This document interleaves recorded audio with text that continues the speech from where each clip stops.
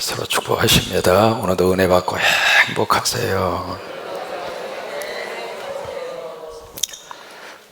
예레미야 30장과 31장이 가지고 있는 말씀의 주제는 회복입니다. 이 회복이라고 하는 말을 우리가 다른 말로 말하면 구원입니다. 그리고 이 구원을 또 다른 말로 말하면 살림입니다. 우리 성경의 모든 역사들을 바로 이 패턴으로 우리가 다 들여다볼 수 있는데, 하나님께서 역사하셔서 우리를 회복해 하시고 우리를 구원하시고 그리고 우리를 살려주시고, 그래서 저는 이 살림이라고 하는 단어를 기억할 때마다 너무 행복합니다. 우리가 예수 믿고 하나님이 주시는 거룩한 축복의 역사가 바로 살림이거든요. 근데 이 살림이라고 하는 단어 속에 두 가지의 의미가 바로 함께 내포가 되어 있습니다. 첫째로 영적인 의미가 있고, 두 번째는 육적인 의미가 있습니다. 영적으로도 하나님이 우리를 구원하시고 우리를 살려주시고, 이게 영혼 구원이죠. 또 하나 영혼 구원으로 끝나지 않고 우리의 육적인 것도 하나님 우리를 살려주십니다. 그래서 우리의 질병으로부터 우리를 살려주시고, 가난에서 우리를 살려주시고, 상처에서 우리를 살려주시고, 그래서 예수 믿고, 여러분, 그래서 예수님은 하나님께서 무엇으로 이 세상에 보내셨는가? 살림꾼으로 보내셨어요. 그래서 내가 예수 믿어서 내가 살림꾼이 되고, 또 내가 예수님 때문에 살아난 사람이 돼서 나 때문에 내가 들어가는 가정을 살리고 세상을 살리고 그리고 공동체를 살리고, 그래서 이제 예레미야 바로 31장의 말씀도 바로 거기에 초점을 두어서 우리가 말씀을 하시고 있습니다. 오늘 보시면은 1절에서 22절까지 무엇을 말씀하시느냐면, 북쪽에 있었던 나라 이름이 바로 뭐냐면 이스라엘이죠. 북이스라엘의 회복을 말씀을 하시고 있습니다. 북쪽의 이스라엘은 BC 722년에 아수르라고 하는 나라에 의해서 망했습니다. 여러분, 나라가 망하고 나면 더 이상 희망이 있을까요? 없을까요? 없습니다. 쓸만한 사람은 다 포로로 끌려갔고요. 지금 이쪽에 이스라엘 땅에 남아있는 사람은 사실 어떤 의미에서 가장 어떻게 해볼 수 없는 그런 사람들만 좀 남아있는 거고요. 조금 이렇게 좀 머리가 있고 그리고 생각이 있는 사람들은 다 포로로 끌려갔고요. 그러니까 나라가 망한 상태이기 때문에 그 속에서는 무슨 희망을 가질 수 있는 게 아무것도 없거든요. 마치 회복 불능의 그런 상태입니다. 이런 상태 속에 있는데, 오늘 31장에 보시면 하나님께서 이들을 회복하게 하시겠다고 하는 거예요. 회복하게 하시는데 세 가지의 회복의 메시지가 나옵니다. 첫째로 오늘 이제 8절에 보시면, 7절에 보시면은, 7절과 8절에 보시면은 바로 이스라엘 땅에 남아있는 사람이 있습니다. 그러니까 다른 사람들 다 이렇게 포로로 끌려갔는데 그 땅에다가 지금 발을 붙이고 살고 있는, 어떤 의미에서 가장 그런 사람들을 가리켜서 암하레체라라고 하는 히브리 말을 씁니다. 무슨 뜻이냐면 땅에 붙어 산다, 그 말이에요. 이제 그런 남아있는 사람이 있는데, 그런 남아있는 사람을 내가 회복하게 하리라. 그게 이제 첫 번째 회복의 메시지고, 두 번째 이제 8절과 9절의 말씀에 보시면은 포로로 끌려간 사람들이 있거든요. 멀리 아수르로. 여러분이 아수르라는 나라는 이스라엘에서 거기까지 약 한 1600km입니다. 그 먼 거리로 지금 포로로 끌려갔어요. 포로로 끌려갔으니까 인격도 없고 그리고 자유도 없고 아무것도 없잖아요. 여러분, 어떤 일이 있어도 우리나라가 다른 나라에 의해서 점령을 당하거나 전쟁의 상황이 벌어지는 일은 하나님께서 막아주셔야 돼요. 어떤 일이 있어도 이 땅에 전쟁이 일어나면 안 되잖아요. 그러니까 그 상태에서 이제 남의 나라에 끌려가서 거기 아수르 그 나라에 발붙어서 지금 살고 있는 그들 가운데 남아있는 사람이 있습니다. 그들을 하나님께서 회복하게 하시리라. 그래서 여기에 돌아오리라 그 메시지가 계속 나오는 이유가 바로 그거예요. 그리고 세 번째는, 이게 지금 나라가 망하니까 이웃 나라로 다 피신을 한 사람들이 있습니다. 그래서 이웃 나라로 열방으로 다 여기 흩어진 사람이라고 하는 표현이 그 표현입니다. 여기에 도저히 살 수가 없어서 살기 위해서 막 도망을 간 거예요. 이웃 나라로 도망갔던 그들 가운데 남은 자들을 내가 돌아오게 하리라. 내가 그들을 회복하게 하리라. 그런데 그들이 돌아오는데 어디에 돌아오냐면 시내가의 이 강의 시내가의 길을 따라서 내가 그들을 돌아오게 하리라. 무슨 말이냐면 고대 사회에서요 가장 길이 반듯하고 그리고 최적의 상태의 길은 이 물이 흐르는 시냇가입니다. 이제 그 길로 내가 그들을 인도하여 내가 그들을 회복하게 하리라. 그 메시지를 주시면서 오늘 여기 이제 13절로 14절을 보시면 그들이 이 회복을 한 그 결과가 어떤 결과가 그들에게 주어지는가, 바로 13절로 14절의 말씀이에요. 거기 이제 12절부터 보시면은 그 회복에 대한 결과가 어떻게 나타나는가 12절에 보시면 한번 보실까요? 그들이 와서 시온의 높은 곳에서 찬송하고, 이제 시온의 높은 곳이라고 하는 것은 바로 성전입니다. 교회에 와서 하나님 앞에서 하나님을 찬양하고 여호와의 복꽃 곡식과 새 포도주와 기름과 어린 양의 떼와 소의 떼를 얻고 크게 기뻐하리라. 이것이 바로 육적인 살림입니다. 그리고 그 심령은 물된 동산 같겠고 다시는 근심이 없으리라 할지어다. 이 두 가지의 살림에 하나님의 거룩한 회복의 역사거든요. 그러니까 영적으로도 하나님의 살림의 역사가 임하고 육적으로도 하나님의 살림의 역사가 일어나고, 여러분 예수님 안에서 이 두 가지 살림의 복이 임하기를 주의 이름으로 축원합니다.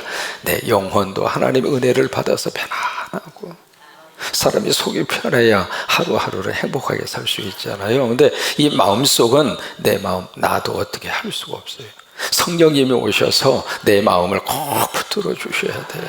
성령님이 이 시간 여러분 마음을 붙들어 주시기를 바라고, 그래서 우리가 영적으로 하나님 우리를 살려주시고 그것으로 끝나지 않고 이 땅에 살면서 필요한 땅의 거, 그 다음에 육체적인 거, 그것조차도 하나님께서 살림의 역사와 은혜로 하나님이 복 주시겠다 이 말이에요.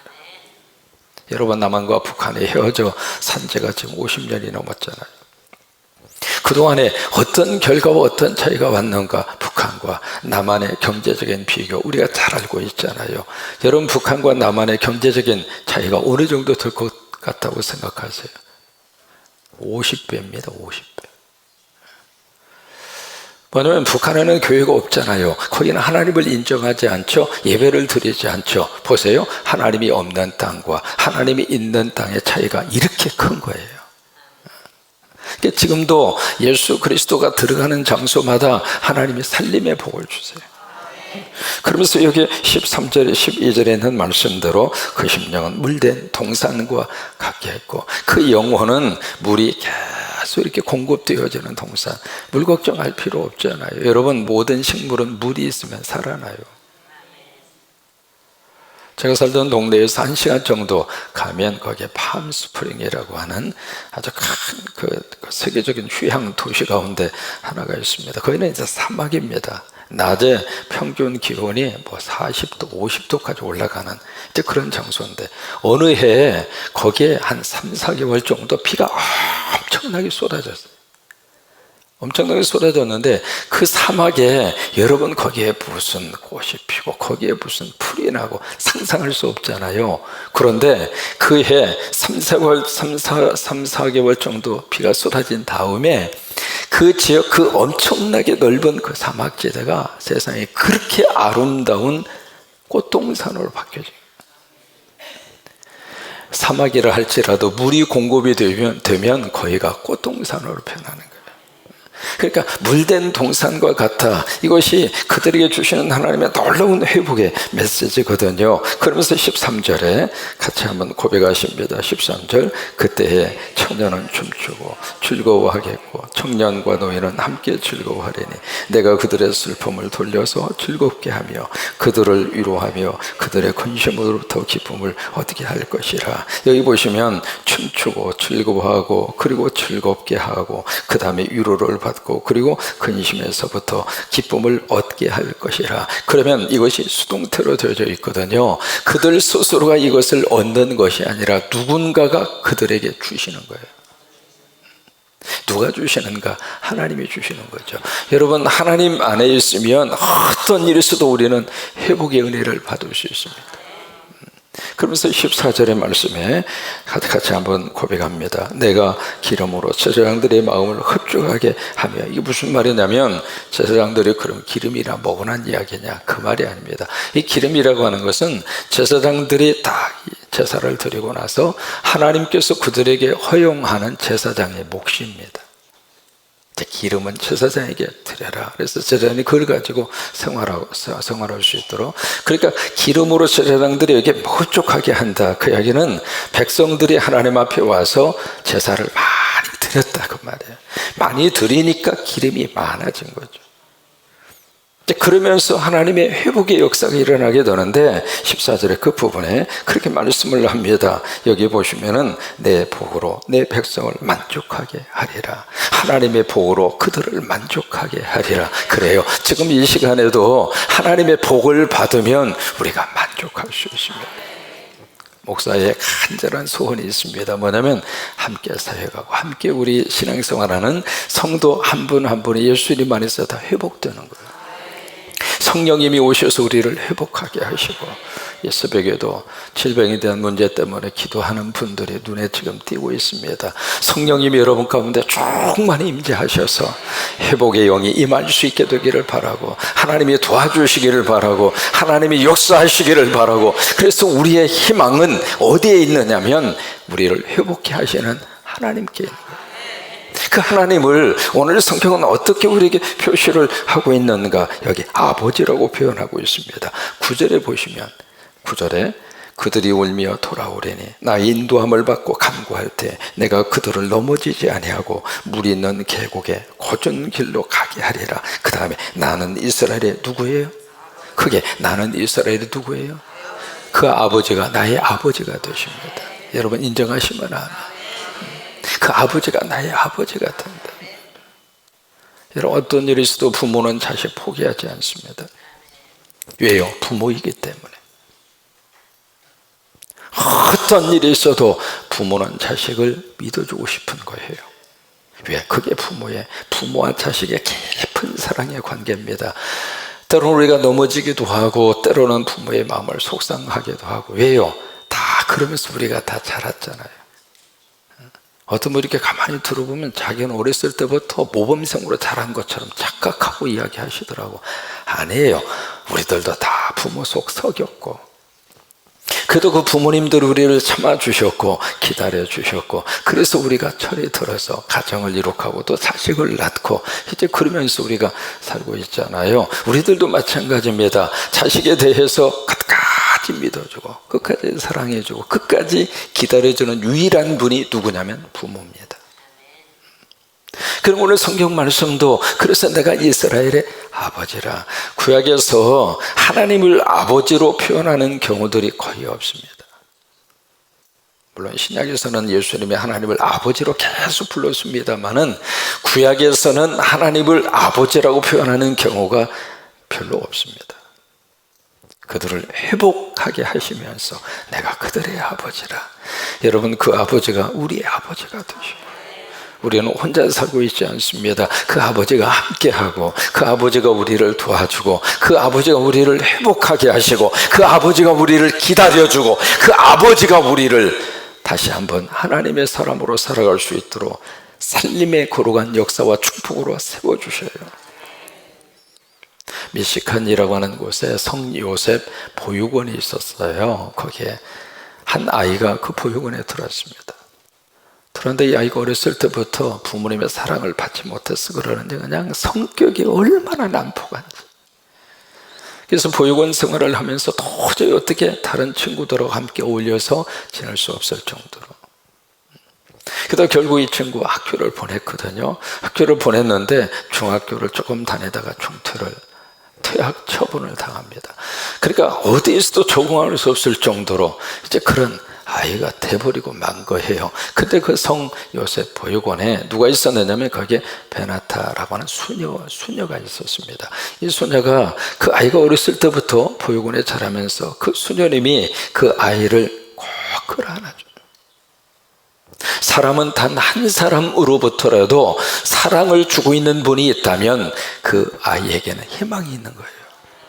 다른 사람들은 다 외면했는데, 다른 사람들은 전부 다 등을 돌렸는데, 그 수녀는 그 아이가 사고치고 난폭하게 하고 막 싸우고 그럴 때에도 끝까지 그 곁에 있어주면서 그를 끌어안으면서 단 두 마디를 합니다. 뭐냐면, 하나님이 너 포기하지 않을 거야. 두 번째, 울고 싶을 때 하나님 앞에서 울어. 이 두 마디를 해줘요. 그러다가 이 아이가 이제 중학교도 중퇴를 했잖아요. 이게 좀 키가 크면서 어디 가서 아르바이트를 했느냐면 피자 가게에 가서 아르바이트를 한 거예요. 이제 그러면서 거기서 그 피자 가게에서 아르바이트를 하고 군인을 하면서 마음속에 뭐가 생겼는가? 희망이 생겼어요. 여러분, 우리 아이들 속에 성령님이 오셔서 성령으로 그 안에 하나님의 희망의 씨앗을 터뜨려주면 그 아이는 한순간 바뀌어줍니다. 그래서 거기서 나도 뭔가 이 피자를 한번 해보죠. 그래서 이제 다 퇴근하고 간 그 사이에 혼자서 이걸 막, 여러분 피자를 만들 때 이렇게 막 돌리잖아요. 혼자서 막 돌리면서 연습하고, 그 위에다가 태핑이라고 그러지, 위에다 막 여러 가지 막 얹잖아요. 이것도 해보고 저것도 해보고 막. 사람이 꿈이 생기고 희망이 생기면은요, 그때부터 거기서 삶에 대한 의욕이 생기는 거예요. 해보자 하면서 결국 이 사람이 자기 나름대로 나와서 피자 가게 하나를 딱 세웁니다. 그 피자 가게가 도미노 피자입니다. 한국에도 들어왔죠. 그 사람은 주인공이 토마스 모건이라고 하는 사람이에요. 그러니까 이게 참 하나님의 귀한 역사와 능력입니다. 사람들은 회복 불능이라고 생각하는 그 사람이라 하더라도 하나님이 도와주시고 하나님이 아버지가 되어주시고, 그러니까 그 사람을 통해서 너무 귀한 살림의 역사가 나타나더라 이 말이에요. 여러분, 김종근 목사님 기억하시잖아요. CCC 한국대학생선교회, 수많은 젊은이들에게 너무 귀한 영적 도전과 그리고 복음적인 하나님의 사람으로 세워줄 수 있도록 그 일을 하신 분이 김종근 목사님이죠. 근데 그 목사님 간증 혹시 들어보셨습니까? 이분이 말이죠, 그 간증을 이렇게 보시면 기가 막힌 일들을 그렇게 많이 겪습니다. 뭐냐면 어머니가 어렸을 때 세상을 떠납니다. 그리고 그의 그 형제 네 분이 바로 급사하는 것을 자기 눈앞에서 봅니다. 그 다음에 동생 둘이, 동생 하나는 이 불을 가지고 장난하고 놀다가 불이 붙어가지고 불에 타서 죽었어요. 그 다음에 또 한 동생은 벌목하는 곳에 가서 놀다가 나무에 치여서 죽었어요. 자기 아버지는 공산당 6.25 사변 때 공산당에 들어와서 그 아버지와 형제들을 자기가 자기 눈으로 보는 앞에서 총살형을 당해서 죽습니다. 그 이제 막내 동생이 아주 착한 막내 동생이 있었는데, 그 막내 동생은 이제 교감 가져 올라가서 교육계에서 일을 하고 계셨는데, 그분이 간암에 걸려서 조카 넷을 남겨주고 세상을 떠난 거예요.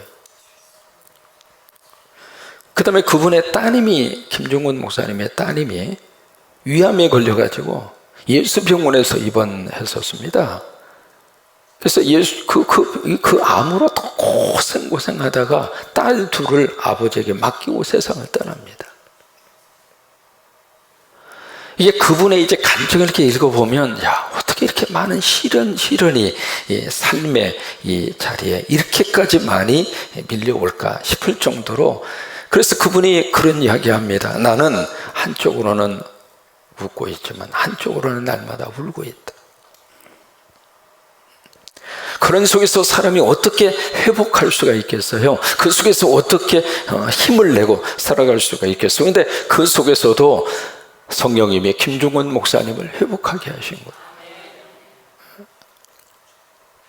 그래서 결국 우리 한국 사회 속에 우리 CCC라고 하는 것을 잘 세우셔서 수많은 젊은이들을 그렇게 하신 거예요. 그래서 오늘 이 예레미야 31장에 쭉 가서 보시면 이 회복의 결과를 13절과 14절에 그렇게 하나님이 주시겠다, 그렇게 이제 약속을 하셨잖아요. 그러면서 그 뒤에 무슨 약속을 다시 한번 주시는가? 메시아 약속을 주십니다. 메시아 약속. 내가 너에게 새 언약을 주리니. 그러면서 이제 메시아 약속을 주시는데, 구약 성경의 모든 이 회복의 마지막 주체는 누구냐면 이 땅에 오실 메시아입니다. 그 메시아가 누구인가? 예수 그리스도이죠. 그러니까 예수 그리스도가 결국 우리를 회복해 하시는 분이 예수 그리스도예요.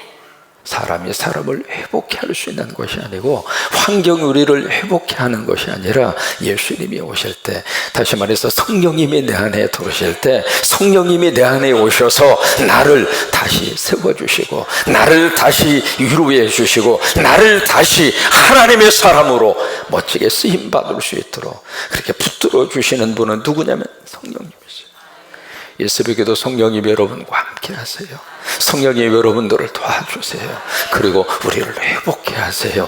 사람은 끊임없이 낙심하고 절망하고 살지만, 하나님은 우리에게 계속 오셔서 희망을 주시고, 다시 우리를 살려주시고, 다시 회복하게 하시고, 여러분 그런 은혜가 넘치기를 주의 이름으로 축원합니다.